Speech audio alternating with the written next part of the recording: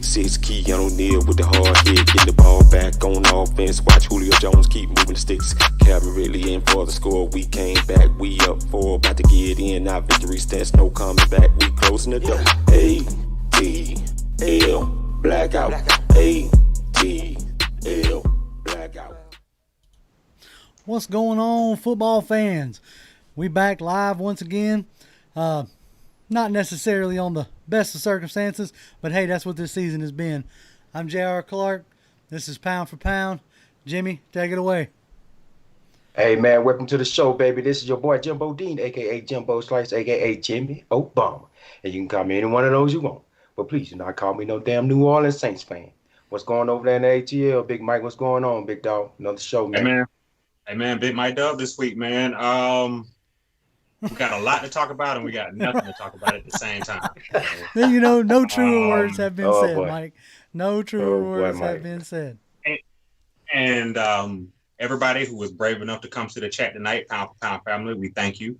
We're going to lean on y'all a lot because at the end of the day, we all in this together, like we said, 0-4, 4-0. Our love for the Dirty Birds does not change. But like I said, Big JR, take it away, man. And what we talking? Go ahead and get into it. I mean, we had our game last night, right? First, you knew it was gonna be goofy to begin with when we got bumped to the 8:50 start for the Chiefs and Patriots game. That was already kind of an odd deal there. But needless to say, we got our game going, and I think maybe, possibly, not 100% sure, I think the Falcons might have forgot that they were playing last night. Because, man, that was probably one of the worst games all the way around. Now, granted, look, don't get me wrong, Ricardo Allen was out. Keanu Neal was out. Pretty early on, we lost DeMonte Casey. So, our already shaky secondary was in shambles last night. But you thought maybe, just maybe, it would be balanced out with the fact that Green Bay was lacking their top 2 wide receivers. Yeah. Devontae Adams and Allen Lazard were both out of the game. So you thought maybe, just maybe, that would balance out, right? No. Because they actually came with a game plan. And by they, I mean Matt LaFleur, our former QB coach, that they weren't impressed enough with to make him the OC when Shanahan left. Ooh. Yes, sir. Okay. We didn't think he was good enough, so we gave the reins over to Sark, which, was a Dan Quinn friend. All right. Let's just go ahead and call it what it was. But needless to say, a few years later, now Matt LaFleur is running the show up in Green Bay, and he actually came with a game plan last night. He knew that he was going to be out his 2 top wide receivers, and so he decided to use his tight ends and his running backs to attack us. Mm-hmm. Now, that's something that we should have been able to handle. Should. Yeah. You got Deion Jones. You got Michael Walker. We have Foye Oluokun, right? Whoa. But no, man, I saw nothing but wide open people. Just running free. Just running free, wide open. The first touchdown. Wide open. Wide open. Aaron Jones, wide open. Walks into the when that ball was snapped and those 2 dudes followed the same guy, I was like, oh great. There you go. There it is. Mm-hmm. I mean, that right there is full on an example of what it means to say coaching matters. Okay? We did a show about that before the season started, right? Mm-hmm. I believe it was one of y'all's first shows that y'all did when y'all came on the channel with us. Mm-hmm. Was about how we felt like maybe the coaching was going to turn it around and how the coaching could be the difference. And let's go ahead and call it, fellas. The coaching has been the difference. Yeah, in the wrong way, JR. In the wrong way. In the wrong way. But the coaching has been the difference. I had a guy by the name of, I don't know his actual name. And I'm not 100% sure if he watches. So if he does, I'm going to go ahead and apologize. But there's a gentleman down on a supply yard I go to that comes and talks to me about the Falcons all the time. His name is Meat. Or at least that's what everybody calls him, is Meat. Good dude, been there forever, and we always talk about football. I come pulling up on the yard today and trying to get my materials that I needed for the job site. And he come rolling up on the forklift. He just looked at me and hung his head.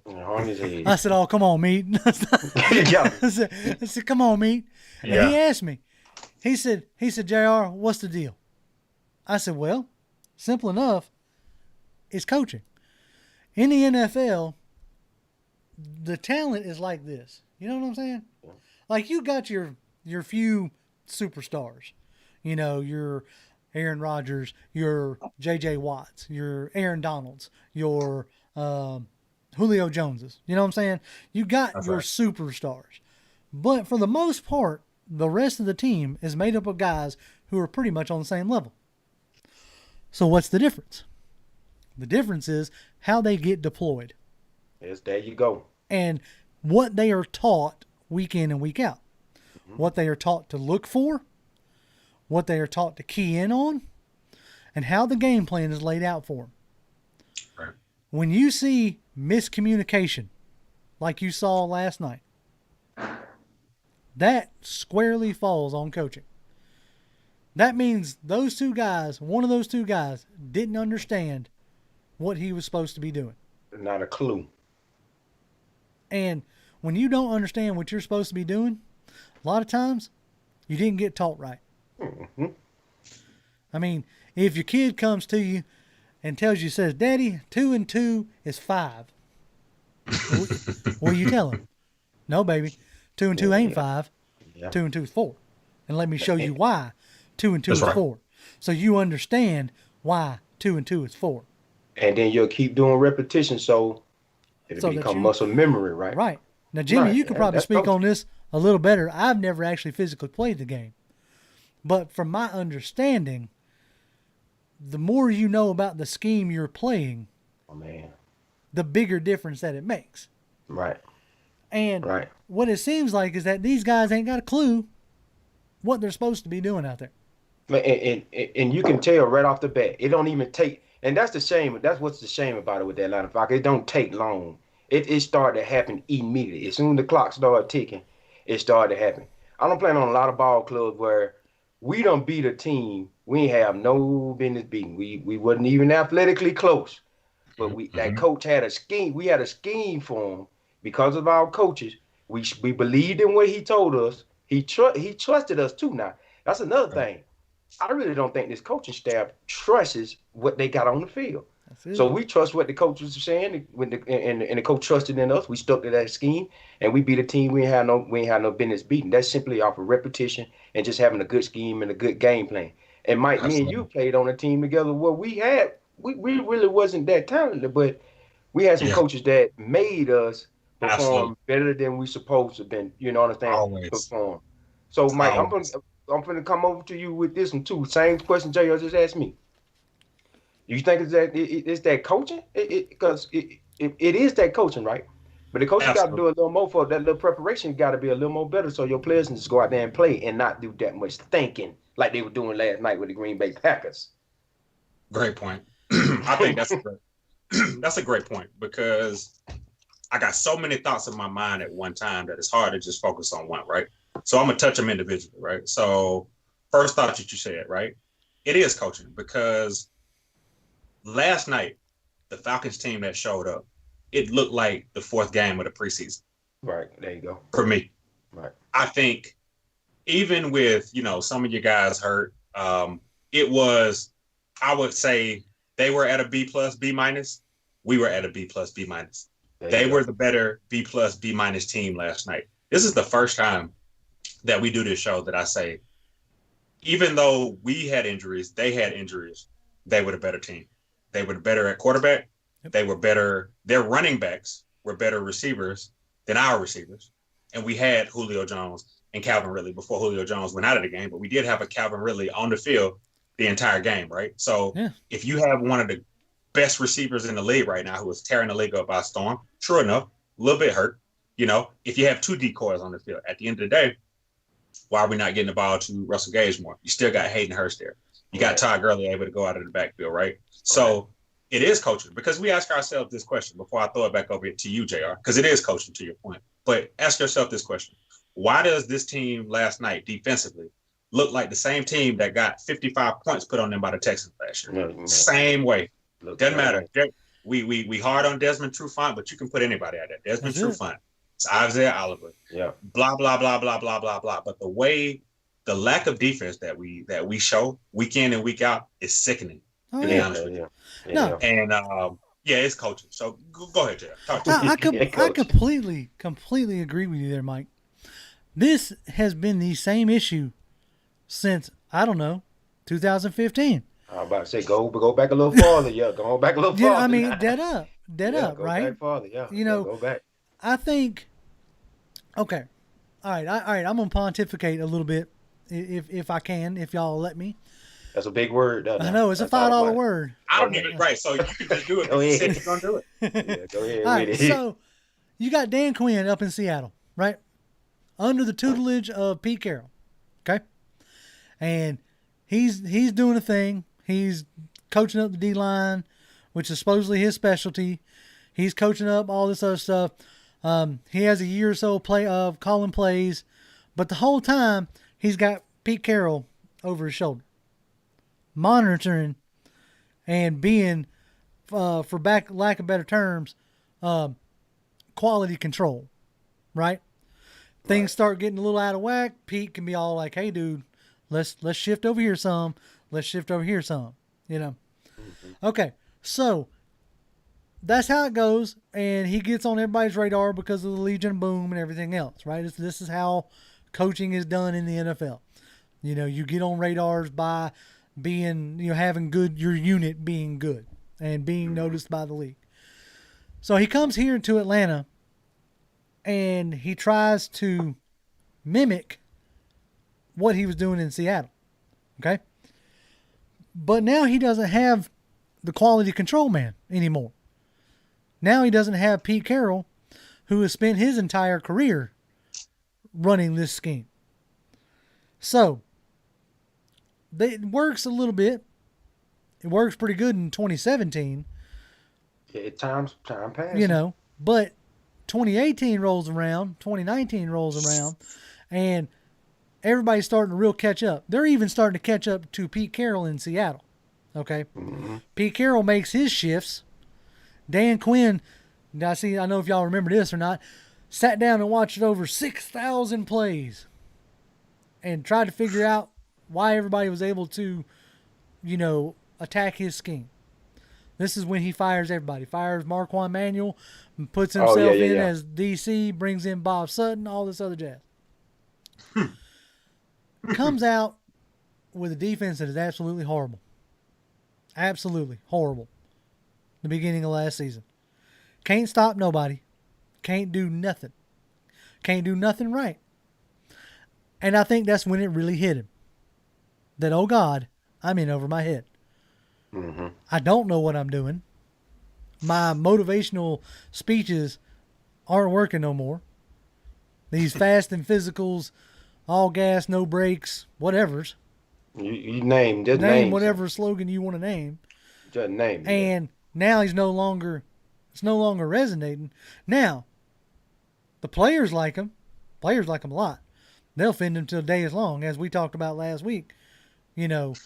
If your coach lets you slack off, so to speak, or isn't expecting much out of you, hey man, that's kind of, I like him. Yeah, that's coach I want, right? I like him too. Right, yeah, right. Yes, you sir. ain't on my back. Hey, cool, man. We good. Oh, y'all love you, man. I'll defend you all day, right? Oh yes, sir. So you get that, and then now the man's looking around going, I have no clue how to fix this. And that press conference, he used the word confused. Didn't he? Yes. That's where I was fixing. When the last time you heard a coach use the word confused? That man sounded lost and defeated today. Right. Like he has no answers, none. Right. And that's why, full on, say, it's time to just cut bait. It doesn't matter. And it's scary when they lost and confused. Yeah. And it's hard to coach when you know you about to get fired. Yeah. You know what I mean? Exactly. It's harder to coach. You gotta go and let him go now because he's traumatized. Yeah, exactly. He ain't gonna do nothing for you at this point.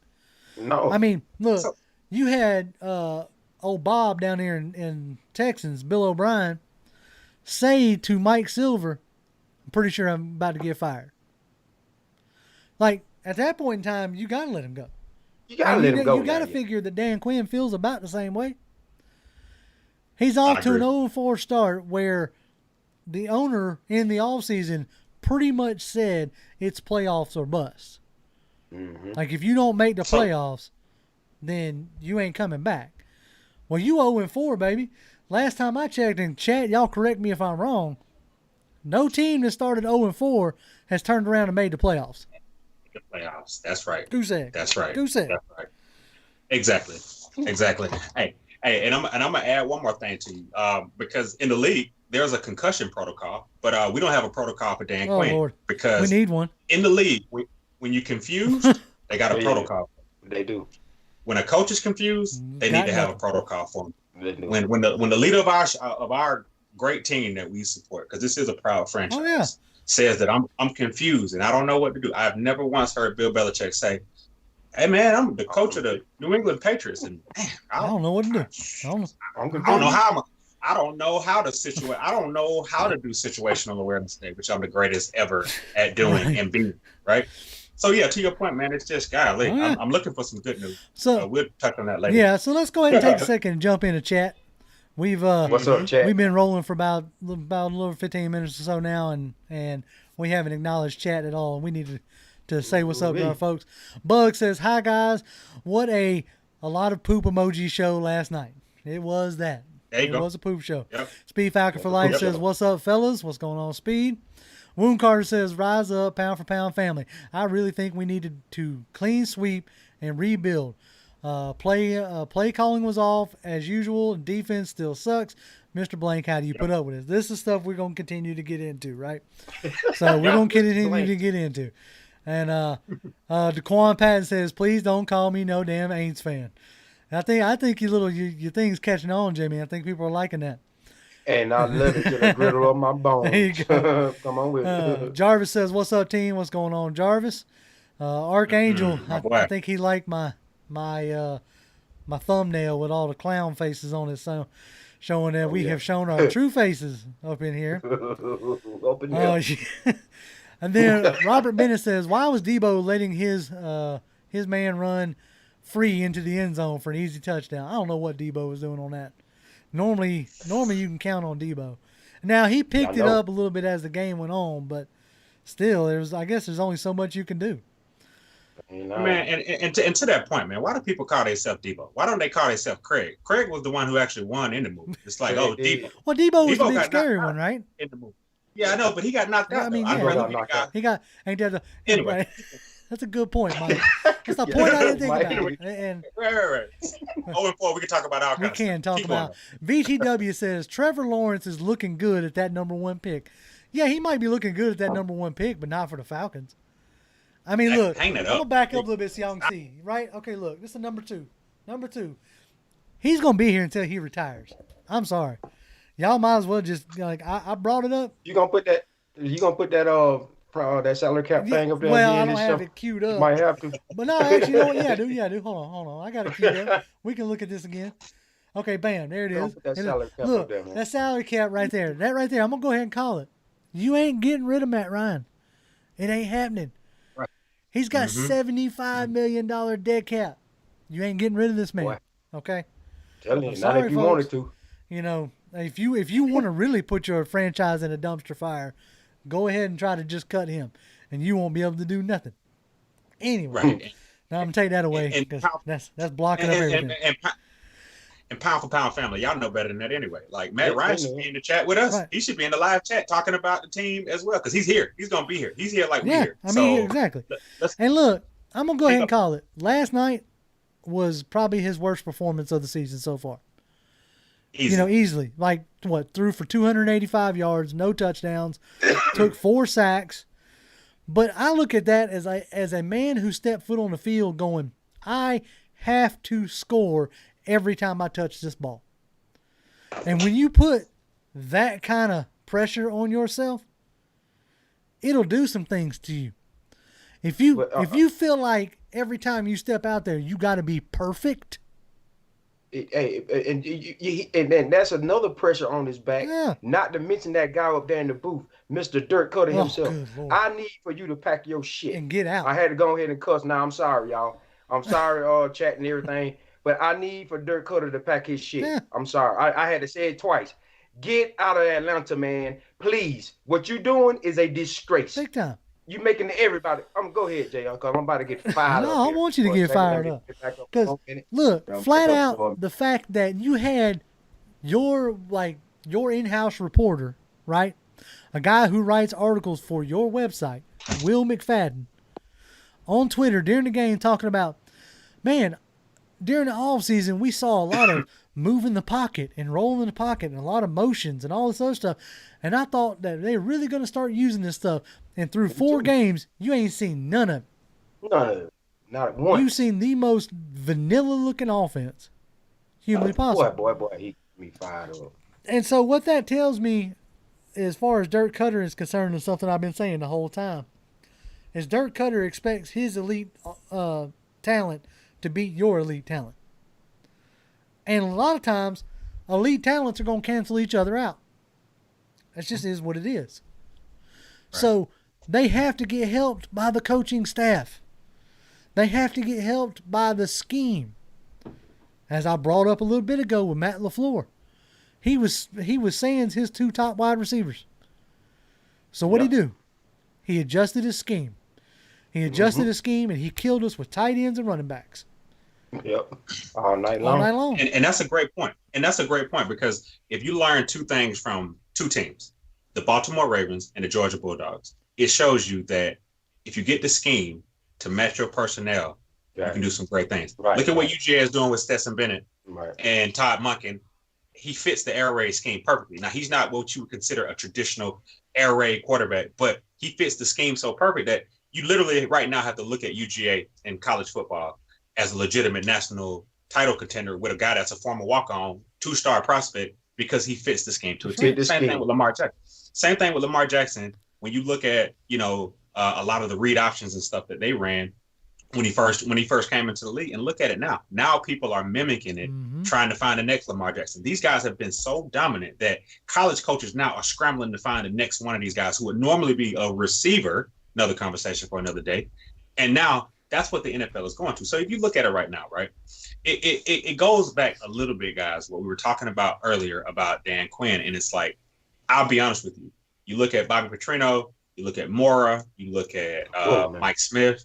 You look at this kind of this cycle of where we are, why we're here. And again, we could spend a whole show on what Bobby Petrino did wrong, what Mike Smith did wrong. In theory, right, we've gone different directions. I would say Mike Smith was kind of a middle of the road guy. He had a defensive mindset, but he knew enough about the offense to have a balanced football team. Dan Quinn, more of a defensive guy. He leans on the offensive coordinator to be a guru for him. Right. Dan Quinn, you don't want Dan Quinn calling plays for you, right? So not to just go that crystal ball, we're not going to go 2021. It's like, I know we get a lot of Bieniemy love and all that kind of stuff, but with the Texans firing their coach, like I said, Eric Bieniemy is not a shoo-in to be the next head coach of the Atlanta Falcons. With what we have potentially coming back next year, right? And let's be honest with you. Gurley's probably gone. KZ, unfortunately, we've seen him play his last game. He was in a contract year. I think it's going to be hard to, I hate it for KZ because KZ, like I said, contract year. Yeah. I think it's going to diminish his value a little bit, right? But you look at it. Todd Gurley, I think probably out the door. Not even going to touch on the Julio stuff. But Alex Mack probably gone, right? I think you'll still have a Ridley. You still got a Grady Jarrett. You still got Deion Jones. Deion Jones. You still got Matt Ryan, right? Still got Gage, right? So the talent is still there. So it is the answer, because at the end of the day, right, we got to play the role of Arthur Blank right now, because he is probably in one of the worst seats in Atlanta right now for the first time in this city. Is that whoever, I mean, whoever we hire next is going to shape the next 10 years of our franchise, man. So it's like, where do we go before we go back and chat? I know chat's probably buzzing about it, but what's your thoughts? Well, personally, what I want. And this is going to sound like, well, yeah, Jared, hell, that's what everybody wants. It's going to sound very general. But what I want is creative coaches, okay? At this junction, I don't care if you hire a Ben Kutwicka as the head coach. If you give me creative offensive and defensive coordinators. Mm-hmm. Somebody who is able, as you said, so rightly pointed out earlier, somebody who is able to adjust to the personnel that they have. There you go. Instead of trying to make the personnel adjust to their scheme. I'm so tired of seeing that. I want somebody who can look at the roster that we have and develop a plan for it. And develop a plan to neutralize who we're going to play. If you're going to play the Los Angeles Rams and they got Aaron Donald, you better give me a plan to isolate and neutralize Aaron Donald. If we're going to play Green Bay Packers and they got Devontae Adams, you better give me a way to neutralize Devontae Adams. As much of a freak of nature that Julio Jones is, because of how good he is, how many times has he been neutralized? Yeah, especially by like coaches like a Bill Belichick. How many times did you see bracket coverage on Julio Jones? Everybody asks why can't Julio Jones catch back shoulder fades and all that stuff? Because he's got 10 people draped on him. That's right. Because you're gonna make somebody else beat you. Yep. And I want coaches who do that. That's what I want. And then you just really defined the word coaching. Yeah. That's really what you just did. Define coaching itself. That's what coaching is. What we have had is coaches who are trying to make these players fit their scheme instead of adjusting to what they have. Dirk Cutter talks about, I'm kind of getting more comfortable and all this other stuff and acting like he's adjusting. Dude, you're running the most vanilla stuff I've ever seen. Yeah. And in this league right now, what is winning is being able to adjust. Perfect example, last night, New England and KC. Okay. New England, as much as I hate the evil empire, loses their starting quarterback that they just got this offseason. They lose Cam Newton to COVID, being positive for COVID, right? So they put in Brian Hoyer, who is a warm body at best. Knowing what you have in Brian Hoyer, Belichick then devises a plan to neutralize Patrick Mahomes. And that plan, now granted they didn't win the game, but that plan worked for damn near all game. Yep. Had Brian 6-3 at halftime. Yeah, exactly. 6-3 at halftime. Had Brian Hoyer not started throwing picks and giving the ball back to Pat Mahomes, if he could have just matriculated the ball down the field, as that old KC coach said in all those clips. I can't remember his name, but that phrase just popped in my head. If he could have just kept the ball moving, the Patriots on a messed up week without their starting quarterback would have went into KC and beat them. Yep. Traveling on the same day and everything. Right. So, which is the same thing. And you know what? We saw it happen, which is why we're having this conversation, because I witnessed that same thing last night. LaFleur knows, and he knows the personnel already because he was the quarterback coach with a lot of these guys. And he said, oh, by the way, no. Oh, we don't have our starting 2 receivers. Oh, by the way, Jamal Williams, you've never played receiver. Go out there and run receiver routes and make amazing catches on cornerbacks whose job is to stop receivers. And you allow a running back to run routes like a receiver and catch the ball. See, those to me are the things that are inexcusable. How lost your defense is. Like I said, at the end of the day, Jimmy and I, before, we made video after video about Raheem Morris, his chemistry, him being a culture fit, him using this as a springboard to be the next head coach. But I think ultimately that door is closed. Because, I think so. Because we almost have to ask ourselves, and like I said, if I'm being too far left, y'all let me know. But do we have a coach that has a victim mentality to an extent? Because I think the problem is that, like you said, he knew he wasn't the man for the job, but he still masked it and used other people as sacrifices to protect him. That to me is almost inexcusable, because you not only brought the franchise down, you've brought other good people around for this. Because to this day, why Marquand Manuel does not have a job in the NFL, why he's sitting at home watching TV when he had, and to be honest with you, and this is probably the emotional side of it, because when you listen to a guy like Marquand Manuel, when he talked about, they asked him a simple question, and I always like guys like this. They said, Marquand Manuel, how do you feel about being the defensive coordinator for the Atlanta Falcons? man broke out in tears because it meant that much to him. Right, there you go, a victim. Yeah. You see what I'm saying? I see what you're saying.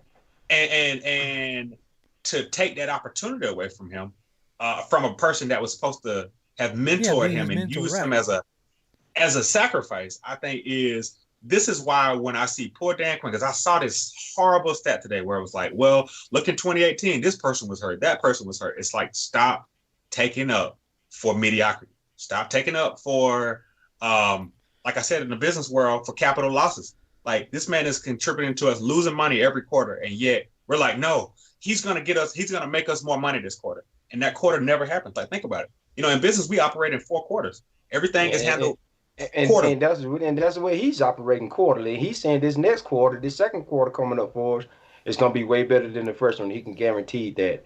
And he's walking around the building, and we keep losing money. And he walking around the building with these slogans again. Yeah. Talking about the word of the day is determined. Yeah, determined. Man, please. Come on with your word of the day. All right, let's jump into chat for a little bit here. Let's see. We're going to scroll back up to Fred Butts. Since Fred says, I think DQ feels hopeless because year after year, everybody goes down on the defense. Haven't been a full healthy team since 2016. Well, in that case, somebody needs to look at the strength and conditioning coach to try to figure out why we going down so much. You know, talk to him, JR. So, I don't know, but that's part of this business is losing players. You know, look at the league right now. Look at the league right now. Exactly. That's definitely not an excuse. Right. Look at the team we played last night. Look at the team we played last night without their top 2 receivers. If they would have had their top 2 receivers, we could have lost. It'd have been real ugly. Exactly. Anyway, Iron Mike says, we got a good wide receiver core. We do have a good wide receiver core. It makes me feel good that if they decide to do something crazy with Julio Jones or when Julio Jones decides to walk away, I don't feel as bad because we do have a pretty good wide receiver core. Yes, sir. Charles B says Raheem Morris should coach the team for the remainder of the season. At this junction, I wouldn't mind that. Why? I mean, what's it gonna hurt? It can't be no worse than what we're dealing with right now. Hell, put Bob Stoops at the beginning, at the head of it, if you want, or Sutton. What's his name? Bob Sutton. Sutton. Oh no. No. Go ahead. He said no. I don't like Bob Sutton. Go ahead. Prince Vincent said that tight end had 3 touchdowns. Yeah, we couldn't do nothing with it. Had no answer for it. None. Anybody? You know what? Listen. $2 to the first person. What's his name? Oh, dude. Off the top of it. Anybody? Dude, couldn't tell you. They're gonna Google that thing. Keep rolling. Prince Vincent also said Keanu, KZ, and Rico are gone. Dude, yes, we need some legit safeties. Yeah, they gone. Like the only way I'm bringing back Keanu is like on a veteran minimum at this junction.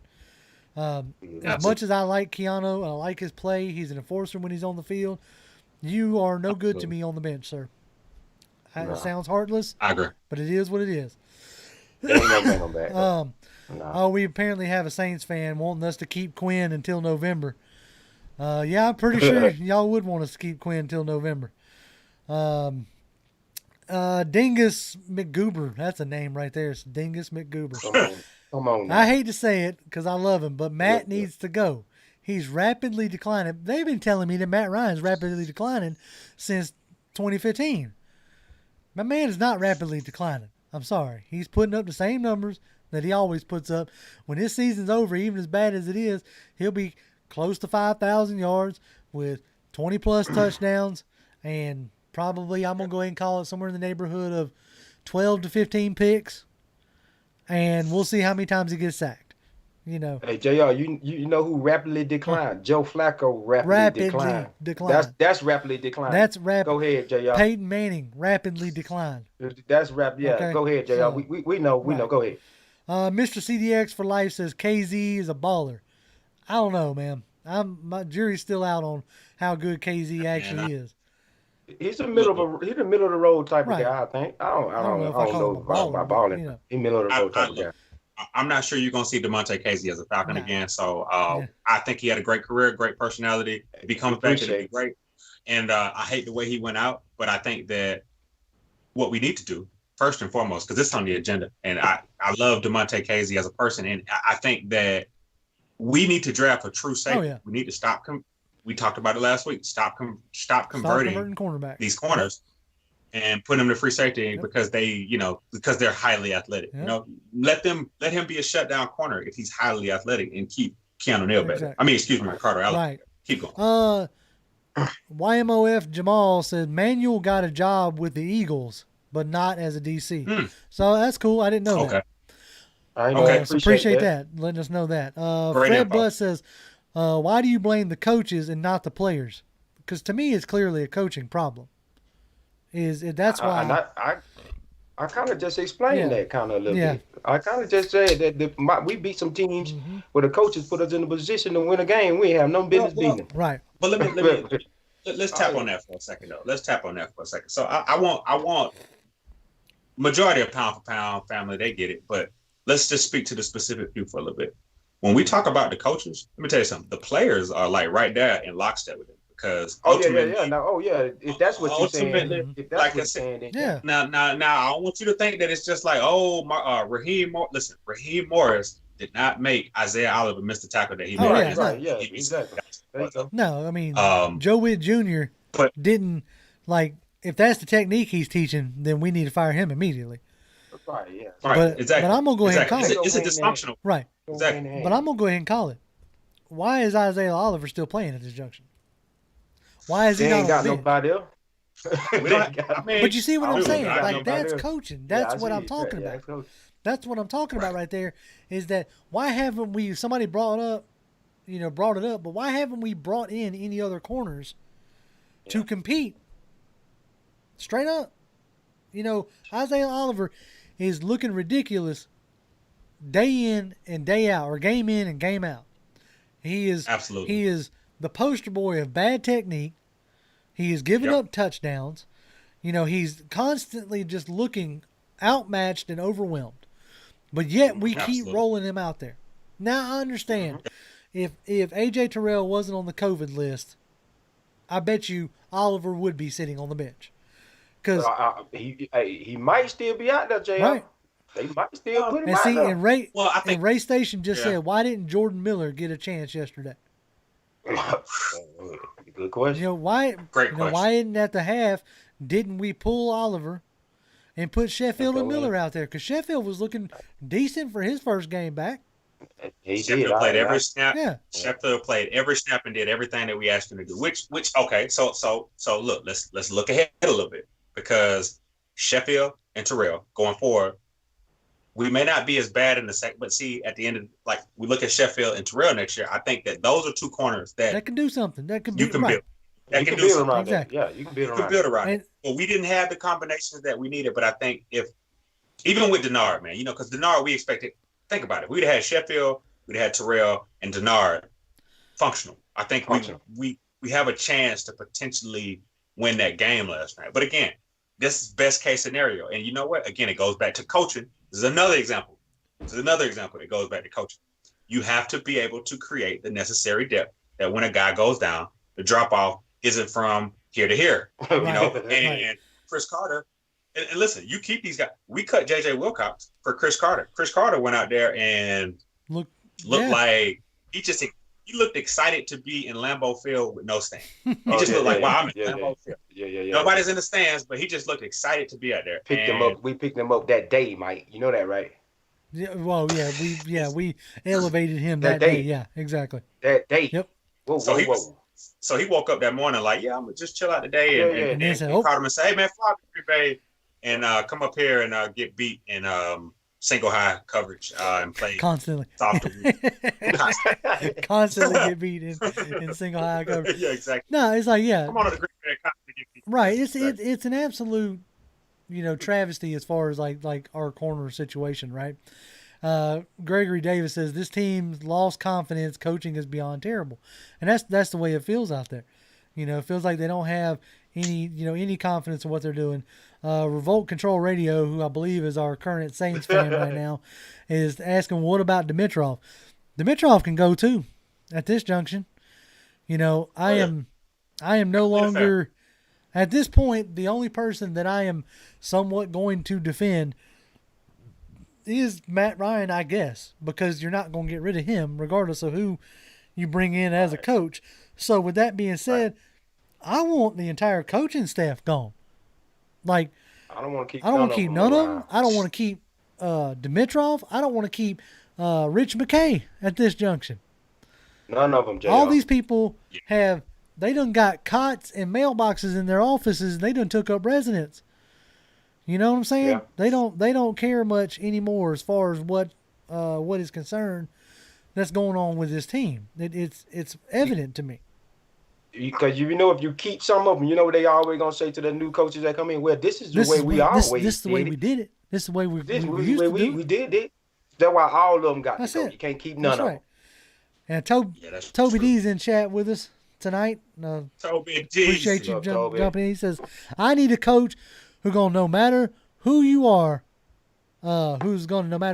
show passion and get in there behind when you're not performing the way you are expected to perform. Quinn shows no fire. I agree with that. None at all. None at all. You can absolutely tell that there's absolutely no accountability in that building. None. No. And I think that's the biggest problem. And I think that's why you see these guys standing up for Quinn for as loud as they are. You even had Caleb McGarry putting out a post today on Instagram talking about ain't nobody I'd rather go to war with. First of all, Caleb McGarry, sit down. You ain't been to war long enough. Talking about ain't nobody I'd rather go to war with. As far as like equating the football field to war. And I understand that they all do that. But dude, I don't need to hear any more players backing Quinn. Because you're saying we know why they're doing it. Because we you're know why saying they're doing it. But you ain't showing it. I think the only player defensively that shows it game in and game out is Grady Jarrett. My man. Yes, exactly. You know, but he's gonna show it. I think he walks around with a perpetual chip on his shoulder for getting drafted in the 5th round. No question about it. So I don't think it matters who the coaching is. Grady Jarrett's coming to play, and he's coming to try to rip off your head. Yep. So gotta live it. Gotta live exactly. it. Yep. Pepper526 says, I think we should trade Matt Ryan. Good luck. Oh, here we go. And Julio Jones and tank for Trevor. I will never blame those guys for that Super Bowl loss. They should have had one, but we need to start fresh with young players. I love this fascination with Trevor Lawrence. I know it's a different guy every year, but I seem to remember people wanting us to tank for Sam Darnold. How's that working out for the Jets? Ooh. You see what I'm saying? Yeah. And these are great players, but if they're gonna go to organizations if they're lucky, maybe like a Cam Newton, where you're able to be the face of that franchise. But you look at Trevor Lawrence's game, and don't get me wrong, rocket arm, all of that kind of stuff. But it's easier to do that with a Clemson offensive line that gives you time to think. Yeah. But you got to understand something. Look at Joe Burrow. Joe Burrow was complaining after the second game. I don't like losing. I lost 2 games in a row. Well, get used to it, Joe. Because you're going to lose a lot more. That's right. You up in Cincy. Get used to that, Joe. Same thing with Sunshine. Get used to it. And Sunshine, I don't listen. Boy, I would make this chat mad because I see 2 other quarterbacks in the NCAA right now that I think is just about the same as Trevor Lawrence. It's just Trevor Lawrence is playing on a bigger stage. I know Zach Wilson over there at BYU. I know that kid down there at North Dakota State. You don't want me to go on and on. That look as good as him and putting up about the same numbers as him. They just are not playing on a bigger stage. Right. Y'all don't want to go there with me. Go ahead, Jay. Get in that chat because we can do that too now. We can do that too. That's it. And so Slim Kid said, TD isn't getting fired. Too much talent. AB has already proved he fully evaluates. AB isn't going to fire Thomas Dimitrov, DQ, and McKay. I understand they're losing, but can't throw the baby out with the bathwater. Hell, the bathwater's been cold for a few years now, ain't it? I think so. I mean, can't we throw the baby out with the bathwater at this point? J.O. cold. Yeah, I mean, the bathwater is been cold, okay? Right. So we need to get the baby out of the bathwater, right? Yeah, pull him up out of there. You know, that. But anyway, so Pryor says, let's see, MR should call an audible on that Super Bowl. See, that deal right there, I hate to say it like this, as much as I like Matt Ryan, as much as I'm going to defend him, made me realize something about him that I wasn't necessarily wanting to realize up to that point. Matt Ryan don't want to do that. That's not Matt Ryan's game. Mm-mm. When they had that interview between him and Shanahan, he pretty much said that. Because their first year, him and Shanahan butted heads. Big time. Yeah. So he, at that point, I think Matt Ryan was like, all right, fine. I'm going to let you OC. I'm on QB. I'm going to run the plays you call, and that's the way it's going to be. And then he had 2016. Blowing people out of the water, being completely awesome, right? So, give me 1 second. It seems like we're having some problems with some people in the chat. All right. Grizzly, that's a warning, okay, Bo? Let's calm down there, all right? Anywho, so, with that being said, Matt Ryan is not interested, in my opinion, in being that field OC. He's just not. He don't want nothing to do with it. He just wants to play the position of quarterback. And that's fine. I'm fine with that. I don't care, because that's what a lot of QBs are, especially in this NFL. This ain't the 60s and 70s with Bradshaw running it, telling his OC to piss off and everything else. This is a different generation that we live in. But and that being the case, you need to give me somebody other than Cutter. That's my opinion there. Oh, no question about it. I'm gonna back you that 100%. Get him out of here. I'm gonna say this, chat. Look at chat. Thank y'all for being in the chat. I really appreciate it, man. Y'all doing a great job. But when we talking about these people, we talking about them individually, but at the same time, they all in this together. They are all the problem. We just talking about them one at a time. But when you really look at the major scheme of everything, the players, the coaches, the owners, the cheerleaders, the janitor, the water boy, the towel boy, they are all 0-4. They are all the problem in it together. Right. Put them in the pot and cook them together. They all is the problem, making us feel bad, embarrassed, and sad. That's them. So, yeah, that's all I want to tell y'all about that. Yeah, no doubt. We just talking about them individually, but they all the problem. Right. Now. That's and right. ain't no one person just sticking out from everybody. They all in the same boat. And right. Come on. And unfortunately, with stuff such as, the cap space and all that other jazz, you can't just throw it all out and start over. Yes, and I mean, to that point, JR, it's like we're all in it. We're all in this together. And you know what? This is 0-4 talk. And at the end of the day, we're 0-4 together, right? Yes, we are. So yes, we are. what we don't need to do, even as pound for pound family, is say, well, we 0-4 this way. We are all, you know what? And I throw ourselves in, because we're accountable. We're accountable here because, look at it from our standpoint. Whether the Falcons win or lose, we still got to talk to you guys every week, right? That's it. And really take your pulse about how you feel about this. So everybody, 0-4 looks different to everybody, right? Some people say it's the players. Some people say it's the coaches. But one thing I know is that we are family. And when you got a dysfunctional family, you got to start with, wait, hey, who created the dysfunction anyway? Look at the coaches. Work your way on down. So we are family. So you might as well just cut it out and keep it rolling. Talk to him, JR. That's all. I mean, it's dead up. Look, ain't nobody happy right now. And that was the challenge that we had, was how are we going to do this hour long show and not make it a gigantic, bitch fest, basically. Right. Excuse my language. I don't know how else to say it other than, an hour long gripe session, I guess you could say. Right. So, we take the pulse of the chat. We take the pulse of each other. I find it hilarious that we have, fans of other teams in here enjoying our misery. Good, good for them. Good for them. And that's fine. These certain fans spent a very long time with bags on their heads. Right. So, exactly. I'm not exactly sure. And I'm fired up real quick. And if your team is black and gold, look at the roof of your stadium. If the roof of your stadium looks like you know what? You remember the old Superdome, the old Lions Stadium, the Pontiac Superdome they used to play in? Yeah. You should look at what it looked like right now. That's what the Superdome is becoming. So if you're a Saints fan and you're in here talking about Mercedes-Benz Stadium, first of all, we the real Mercedes-Benz Stadium. And y'all worry about Joey Harrington at quarterback, and we'll see him in a couple of weeks too, though. And we're gonna play. And look, if we lose, we'll talk about it. But you know what? We will. We would never back down to a Saints fan on this channel. Nope. Definitely won't do it. Fred Butt says 12 games left. We can get that third wild card spot. We're not done yet. You are correct, Fred. Technically speaking, we are not done yet.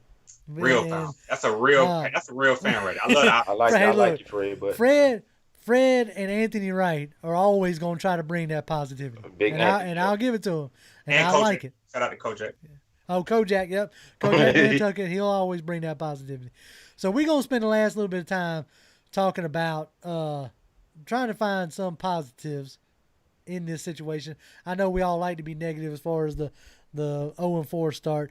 Earlier in the chat, people were bringing up Todd Gurley, talking about he was looking pretty good, looking like he's feeling.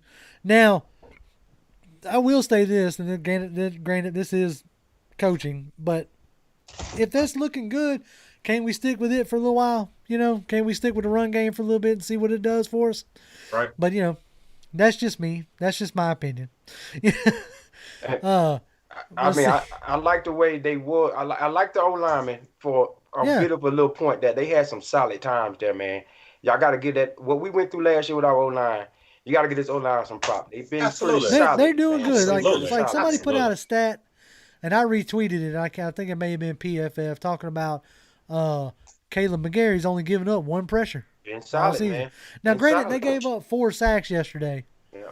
But I think that had a lot to do more with Matt Ryan holding the ball a little bit longer, trying to make something happen. Yeah, You absolutely. know, I don't put them all on the O-line. Vlad Tepes says, if we don't end up with the first overall pick, or if we do we take Trevor? No, we don't. Now I'm going to finish the rest of your statement. Seemed like we need to do what Green Bay did with Favre and Rodgers, and just like what Rodgers and Love. Okay, I understand that thought process, but in today's NFL, you ain't paying somebody that much money to sit on a bench.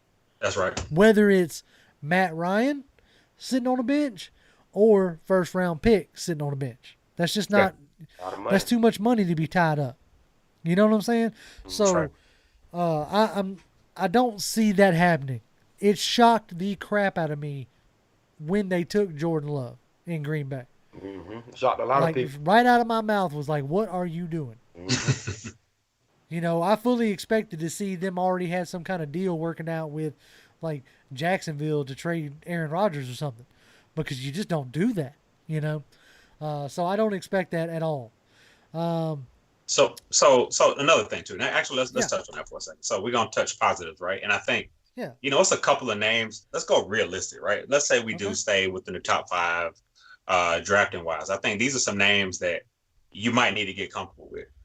Look up Sean Wade, cornerback from Ohio State. You know, I think he's another Ohio. We need more guys from Ohio State in the SEC. I think because that's part of why we're here. We haven't really drafted a lot of SEC corners that, like I said, fit the skill set or have the makeup of a lockdown corner, right? We've never looked at a Patrick Peterson. You know, guys like that would have made our lives so much easier, because not only are they good in lockdown, it's like, man, they get their hands on the ball, it's almost automatic 6, right? So we really need to look around. And again, look no further than UGA. I think a lot of UGA fans would love in the second round if we get a Richard LeCount. So, guy like that, man, rangy guy, a safety, true Mike, safety. Okay, Mike. So say you get a lockdown corner. This man is graded out one of the best man covering corners in coming into the draft, right? That's right. But that coach only making play soft zone for 75% of the game. Defeat the purpose. You see where I'm going with that? Yeah. So if he's a lockdown man, but you got him playing zone the whole game, coach, it don't make no difference who you draft, right? Because you ain't putting him in the position for his strength to win a game. So it probably wouldn't. If they doing that, if that's the way they're gonna do it, it probably wouldn't make no. If we got a Trevor Lawrence, right? That's his strength is RPO. But you're gonna keep him in the. You're gonna put him on in the center 75% of the game. It wouldn't even matter if you got a Trevor Lawrence, because he's gonna look silly. Right now, the reason why Lamar Jackson looks as good as he does is because he has a head coach that's willing to let an OC build an offense around him. There you go. I mean, as much as I like Lamar Jackson, you put Lamar Jackson in with a coach like a Bill O'Brien, a la look at Deshaun Watson. And you're going to be in trouble. He's going to look mediocre at times. Yeah, you see what I'm saying? Somebody brought up, and I'm trying to find, I think it was Speed Falcon. Yep, Speed Falcon for Life says, Charles Harris has more sacks than Dante Fowler in 2 games. And he looked good. I have been impressed with what Charles Harris has brought to the table. Definitely has flashed. I will say this. He has more sacks, but a lot of it has to do with the hurries that Dante Fowler is providing. Okay. Yes, sir. Dante Fowler, I think, has 5 or 6 hurries already in the season. So Dante Fowler is affecting the quarterback. So I like what Dante Fowler has done. But yes, I have been pleasantly surprised with Charles Harris filling in for Tack McKinley. Yeah. Now, I know we had some defensive players that have been hurt. Tack McKinley, like I said, we were out Ricardo and Keanu this past game, but maybe if we can get some of them back, maybe we can start putting together. At least maybe our defense can look solid, and That's all. Take some of this pressure off the offense, feeling like they gotta score every time they touch the ball. Let's see what else we got to say here. Ryan Station says Dirk Stingley would be great. Derek Stingley. But he's only a sophomore. Okay. Now, this is like... We can't do nothing with him, yeah. Right now, y'all have to forgive me. As I said plenty of times before, I don't pay a ton of attention to college until we get closer to the draft. Then I start digging in. Yeah. So some of this stuff is like I'm going to rely on you guys to... Yeah, well... They catch us around drop time. Right. Well, yeah, and I'll say that, and I'll say this real quick, and we'll pivot real quick, right? But I think Derek Stingley, yes. I mean... Oh, that's great. Yes, I think he'd be great for us. But the biggest thing, and this is why I think that our next coach, and this leads up to my last point, our next coach will be an offensive-minded head coach, because I want y'all to think real hard about this, because it's two great football minds right here, and I value y'all opinion. Name a guy right now that is defensively, because he's a defensive guy right now capable of leading the Atlanta Falcons. Like, because I'm going to tell you something. College and NFL, nobody's playing defense. The only name I see that keeps getting floated around is that's been popular, at least in the people that we follow on Twitter, is that Don Mattindale or Mattingly or whatever, the DC from Baltimore. But I don't know too much about him that much. Don Martindale, but it's that's like his name. Wink Martindale. And that's fine. And I think that, but if you look at when they played the Chiefs the other week, I mean, great coaching. Don't get me wrong. Ravens, Chiefs are great. I think what we're going to have to do is we're going to have to find a guy that continues to utilize the talent that we have around us offensively to continue to keep us scoring points, because the reality is this: unless, to be honest with you, the only defenses, there's only a couple of defenses right now, and I can think of in college, and I have to go back to the Georgia Bulldogs. The way Dan Lanning is playing, he is one guy right now that has got his team dominantly winning through defense. But again, Dan Lanning is not ready to be an NFL head coach. Because we always throw around Lincoln Riley, right? But if you guys watch Lincoln Riley blow another lead last week. So again, pound for pound. I'm going to go ahead and call it. Hang up, I wasn't all that impressed with Lincoln Riley when Mayfield was there. Yeah, you know what I'm saying? Or even Kyler Murray. But it's a shiny new toy. Exactly. It's all offense. So I'm not a huge fan. I still think that's Bob Stoops offensive running, but what more can I say? Go ahead, JR. Let's see. We got Fred Butt asked, I have a question. If DQ came back, would you watch? I don't know, Fred. Boy. Right, you can end the show right there. But that was the first time in my life when it came to the Falcons. I was about speechless then. I didn't know what the. I didn't know who said that question again? Wait a minute. Who said?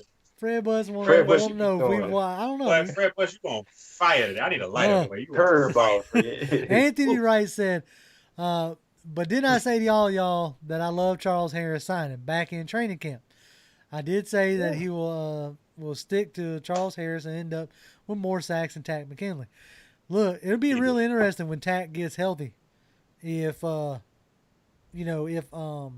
much playing time that Charles Harris gets.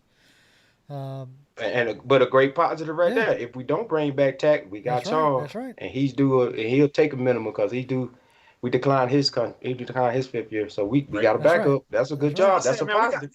That's a positive. Yeah, exactly. We just got to put it together. We got to have coaches that can get the most out of these guys, because even if the mass exodus happens, and I mean Julio as well, because to be honest with you, I know people hate to say this, but if Julio does leave, that's room for like 2 or 3 veterans that we can use to fill in gaps, because we got gaps. And if we fill in gaps, we can be a functional football team. Exactly. I'm just saying. And I love the Jets. Vlad Tepes says, personally, I would love to see Eric Bieniemy as a head coach with Louis Riddick as a GM. That's a popular pairing right now. And if that... It's trendy. It's a trendy pairing. And if that ends up being a fit somewhere, I would like to see how it pans out. Again, I'm a little wary about an OC. I know it's a stickler point that doesn't call plays. I mean, that's the part that worries me. And I know that's something to be stick on. Everybody says it shouldn't, but It does. You right on. You right on, bro. I mean, you right on, JR. Because I mean, you take the dozen callers on plays, 7 interviews for head coaching jobs, not an offer. Red flag. So right, you right on. Right, point. And so there are little red flags there with him. But look, I'll put it to you like this: if he does end up being our head coach, I'm not going to be upset. Like, I'm going to cheer for him just like I'm trying to cheer for Dan Quinn, Right. So it is what it is. So if about Dan that. Quinn is back next year, we're going to watch. Of course. No question about it. And I'm going to look, I'll go ahead and call it. If Dan Quinn comes back for whatever reason in the offseason, I'm going to convince myself why it's going to be different this year. I show down. That's what we do. That's what we do, baby. The offseason, hope springs eternal. That's why we're here. That's what we do. So that is what we do, Jay. That's right. Yep, that is exactly what we do. All right, I've had about enough. Oh, okay, good. He retracted his own statement. Good. Okay, good job. I'm about to say, look, Revolt, I'm trying to be nice to you and letting you have your fun because you're being polite, but you talk about Sean Payton is ending many coaches' careers. Now, I don't know about that, dog. You better ride out of here, dog, for real. Yeah, you're. Oh, then it is on career. Yeah, I was about to say. Anyway, get out of here. So, all right, we're going to take a few more and then we're going to end this because we done bumped up over an hour now. And so. Woo. All right, so pound ATL, baby. All right, Slim Kid said, it's the coaching, not a front office talent issue. We can still pull an 8-8 or 9-7 record by our talent by the way of our GM. DQ will get canned if we don't make the playoffs. Plenty of good players. I agree in that aspect. Like the one thing I've always said about Dimitrov, and I'll leave it at this, is I've always felt like he has gotten the players that the coaches has wanted. And he does what he can with the cap space, right? So I'm not like, the reason why I say go ahead and get rid of Dimitrov as well is just because I want a new vision from top down. Because I don't want any excuse of why we still looking bad or whatever, right? Absolutely. So, anywho, gentlemen, we did it. We talked over an hour. Oh, Lord. About an 0-4 team and without a whole bunch of blood pressure getting raised and all this other stuff. So I commend y'all. I commend chat for sticking with us. We appreciate y'all. Hopefully next Tuesday we'll be talking about a win. We'll see. We got Carolina. Y'all check out our preview on Saturday with the guys, Jimmy and Mike. It'll be up Saturday morning, as it always is. And but yeah, y'all can catch me on Twitter. I'm at Grim1128. It's GRIMM1128. Jimmy? Oh, catch me at Jimmy Obama. That's at Jimmy Obama. JIMMYOBM. I don't forget how to spell, Lord. Man. Go ahead, Mike. just meet him now. Meet him where you at. Y'all stay at him. I can't spell, man. And it's your boy MIKE_DUP. Hit me up. Again, man, if you want a voice, because I've been getting some DMs on Twitter. Oh yeah. Some of y'all don't need Mike Dub. Y'all need a therapist. You know what I mean? I can't help you on this stuff, but I feel you and I feel your pain. So I'll send you some numbers of some professional help. But for everybody else, y'all keep rising up, man. Like I said, it's always love, man. 0-4, 4-0. We do it right. We keep that same energy. That's it. All right, Falcons fan. As always, rise up. Rise up.